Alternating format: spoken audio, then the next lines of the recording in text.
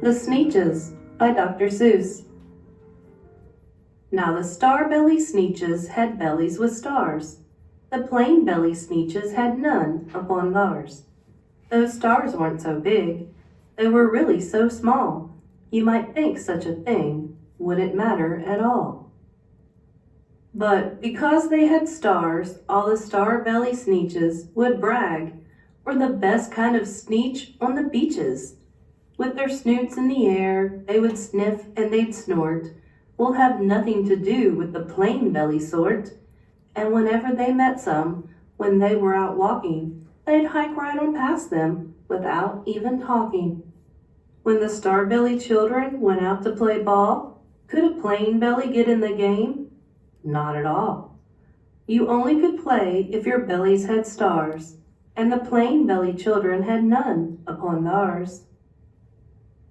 When the star-belly Sneetches had Frankfurter roast, or picnics or parties or marshmallow toast, they never invited the plain-belly Sneetches. They left them out cold in the dark of the beaches. They kept them away, never let them come near, and that's how they treated them year after year. Then one day, it seems, while the plain-belly Sneetches were moping and doping alone on the beaches, just sitting there wishing their bellies had stars, a stranger zipped up in the strangest of cars. "My friends," he announced in a voice clear and keen, "my name is Sylvester McMonkey McBean, and I've heard of your troubles. I've heard you're unhappy, but I can fix that. I'm the fix-it-up chappie. I've come here to help you. I have what you need, and my prices are low, and I work at great speed. And my work is 100% guaranteed."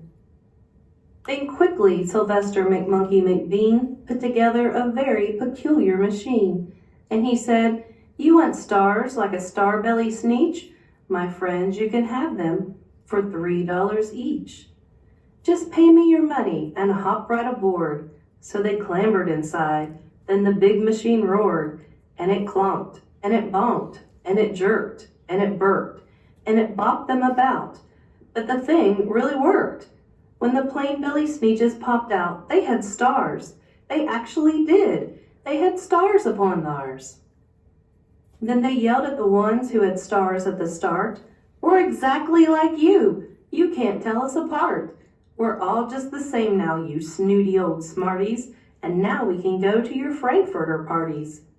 "Good grief," groaned the ones who had stars at the first. "We're still the best Sneetches, and they are the worst.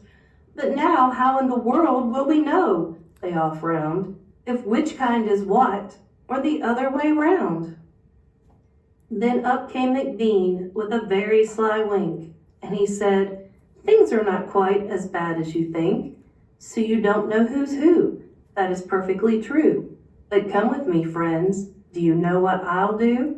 I'll make you again the best Sneetches on beaches, and all it will cost you is $10 eaches." "Belly stars are no longer in style," said McBean.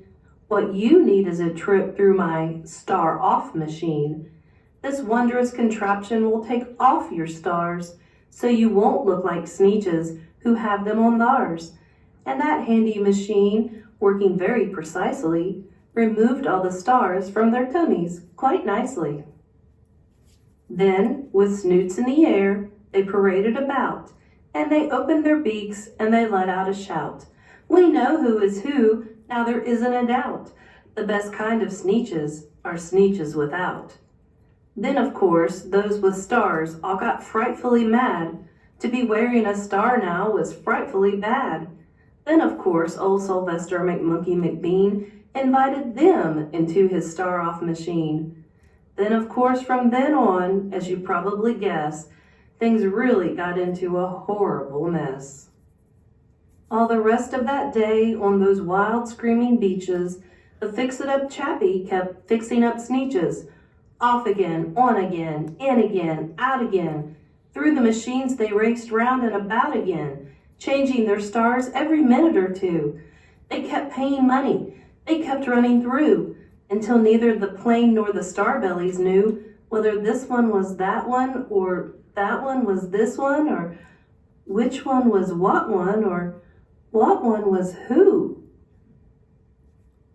Then when every last cent of their money was spent, the fix-it-up chappie packed up, and he went. And he laughed as he drove in his car up the beach. They never will learn. No, you can't teach a Sneetch.